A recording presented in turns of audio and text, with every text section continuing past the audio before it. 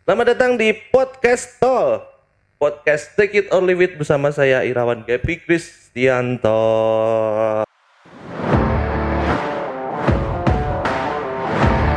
Halo semuanya, selamat datang di Podcast Talk. Podcast Take It or Leave It bersama saya, Irawan Gepi Kristianto.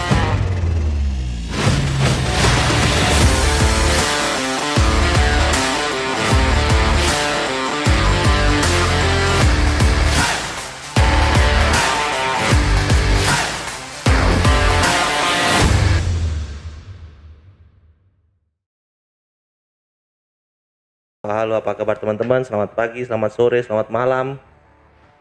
Terserah teman-teman mau nonton podcast ini kapan aja. Pokoknya podcast ini akan ada setiap waktu. Kalau saya mau bilang hari takut gak konsisten. Oke. Tiba di episode kedua. Wah, Mas Gepi nggak ganti baju. Ya, karena satu recordernya produksinya bareng ya kan sama yang episode pertama. Yang kedua baju saya cuma putih doang, nggak ada yang lain, jadi ya nggak apa ya, diterima aja ya. Begitu lah saya karena saya ini menganut ini ilmu ilmu minimalism. Jadi kalau bisa simple, kenapa harus dibikin ribet? Termasuk baju, harus hari ini pakai baju hijau, besok pakai baju putih, udah semuanya putih aja, gampang. Jadi di lemari saya semuanya putih. Oke, hari ini mau bahas apa Bang Jack? Tetap wedding fotografi ya.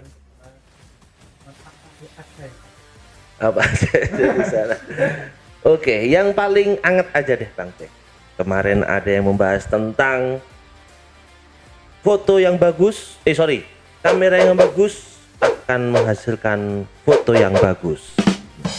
Itu quote yang kemarin baru aja naik lagi. Jadi dulu pernah ada, cuman menghilang, terus ini naik lagi.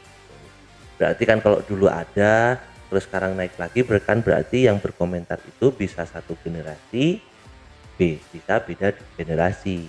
Permasalahannya menjadi masalah ketika yang ngomong itu beda generasi, berarti tidak ada dalam tanda kutip quote on quote tidak ada pembenaran kan, atau kalau nggak pembenaran mungkin ya pelurusan logika lah, katakanlah seperti itu. Nah, logikanya seperti apa? Oke, kita bahas ya. Kamera yang bagus akan menghasilkan foto yang bagus. Saya setuju. Kenapa saya setuju? Karena kamera yang bagus itu kan hampir pasti baru ya. Pasti baru, di setiap zamannya itu pasti baru. Dan ketika kamera baru pasti membawa teknologi yang baru juga, membawa segala sesuatu yang baru juga, membawa teknologi yang memudahkan, sehingga membuat usernya itu semakin kreatif mungkin, atau semakin canggih lah, katakanlah seperti itu. Karena kameranya sudah bagus, teknologinya sudah bagus, ya pasti hasilnya bagus. Oleh karena itu saya setuju bahwa kamera yang bagus akan menghasilkan foto yang bagus.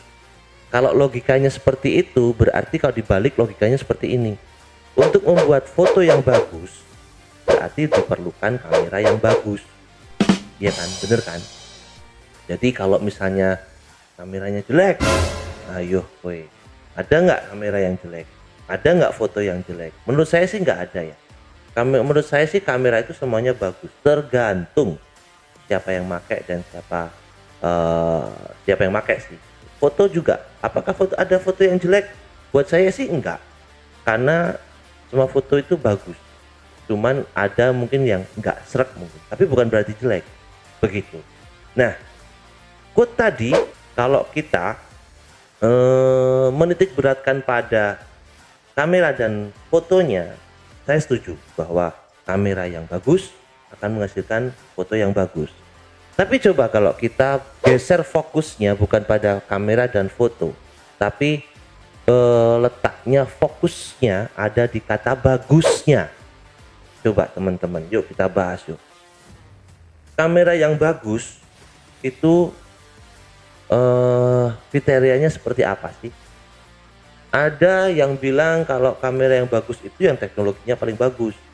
Tapi ada juga fotografer yang bilang bagusnya itu adalah kamera analog. Padahal secara teknologi jauh. Padahal secara fungsi atau kemudahan memakainya juga jauh sekali. Tapi ada fotografer yang masih pakai analog, bahkan ada yang saya lupa namanya, dari Bali itu masih ada yang pakai kotak gede, kamera obscura itu gede banget. Itu bagus menurut dia. Jadi kriteria bagus itu tergantung dari siapa yang pakai. Seorang fotografer sport,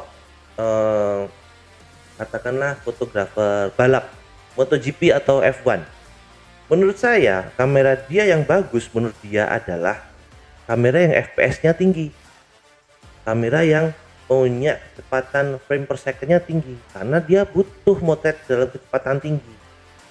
Jadi kriteria kamera yang bagus dari saya sama Bang Jack atau dari teman-teman berbeda sama yang lain. Jadi kriteria bagusnya itu tidak bisa di kebiah uyah kalau bahasa Jawanya, tidak bisa di generalisir. Itu dari sisi kamera. Coba kalau dari sisi foto, menurut saya seorang fotografer atau seorang awam lah ya, mempunyai selera visual yang berbeda-beda. Nah, selera visual itu terbentuk dari apa coba? Kalau menurut saya, selera visual itu terbentuk dari proses kreatif dari pertama kali fotografer itu megang kamera sampai hari ini. Dari awal dia megang kamera atau terjun di dunia profesional sampai hari ini, dia udah ketemu siapa aja. Dia udah ngobrol sama siapa aja. Dia udah melakukan kesalahan apa aja. Dia pernah sharing sama siapa aja. Banyak banget proses kreatif yang bisa membuat selera foto kita atau taste foto kita itu di hari ini. Contoh, misalnya saya dari awal motret sampai hari ini saya bertemu dengan orang-orang seniman, katakanlah seperti itu, pelukis atau segala sesuatu yang mempunyai semua orang yang mempunyai taste of art yang tinggi. Saya bergaulnya dengan orang-orang seperti itu sampai hari ini. Pada akhirnya cara saya melihat visual itu akan berbeda. Pada akhirnya cara saya melihat visual itu akan menyesuaikan dengan apa yang saya pelajari selama ini. Cara melihat lukisan, cara melihat kehidupan, cara melihat hasil karya orang segala macam, itu akan terbentuk sampai hari ini. Berbeda juga ketika ada teman-teman fotografer di luar sana yang dari awal proses kreatifnya sampai hari ini memang ngeplotin foto itu menjadi bisnis. Jadi dari awal sampai hari ini ya foto-foto atau selera foto yang dipelajari sama mereka adalah foto yang bisa dijual, yang layak dijual atau yang dicintai sama pasar. Sehingga proses kreatif yang dua orang yang berbeda ini gak bisa disamain karena dua-duanya punya proses kreatif yang berbeda. Itu dari sisi taste, dari sisi selera. Kemudian teman-teman pernah dengar ada kaidah fotografi. Kaidah fotografi itu semacam aturan kali ya, semacam aturan dalam fotografi bagaimana cara memotret yang baik. Itu katakanlah seperti itu. Tahun 2009, sekitar 2009 tahun 2010 waktu saya belajar motret, ada semacam jargon yang populer. Jargonnya itu adalah break the rules. Jadi rulesnya itu adalah kaidah fotografi, breaknya itu adalah ditabrak. Jadi break the rules itu waktu itu adalah kaidah fotografi itu ditabrak semuanya. Iya, kaidah fotografi itu apa aja?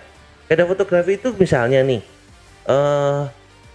komposisi, golden ratio atau rule of third atau dead center atau apa, banyak banget komposisinya.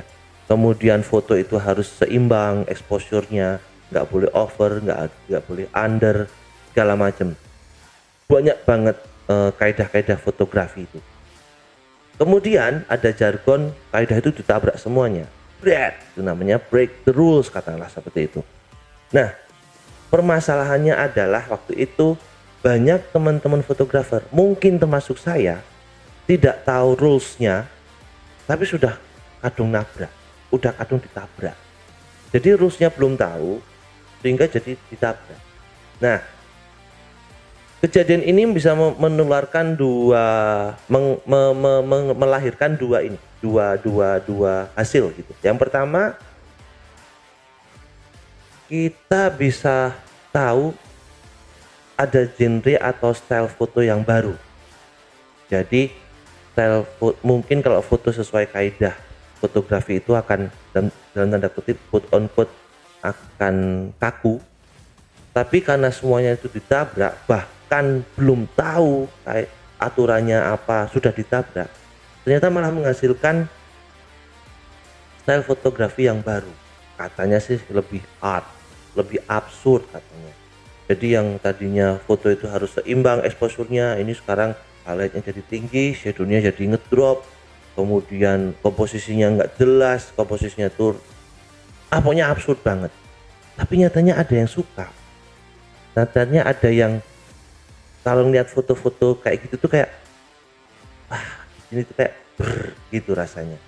Nah, itu kalau bagus dilihat dari kaidah fotografi. Jadi kita mau mengeneralisir kata suka itu juga tidak bisa ternyata. Ada 3 hal yang tadi saya bahas.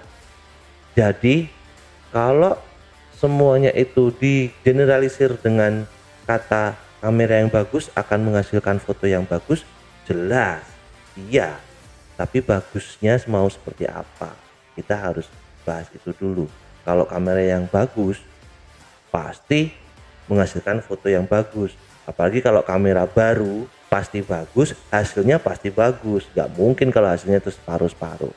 Tapi kalau kita nge-twist bentar pada kata bagusnya, ternyata ada beberapa variabel, ada beberapa sisi yang bisa kita lihat bagus itu seperti apa sih. Jadi nggak bisa digeneralisir.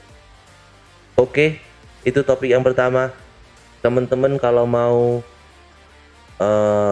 setuju silahkan komen setuju karena apa.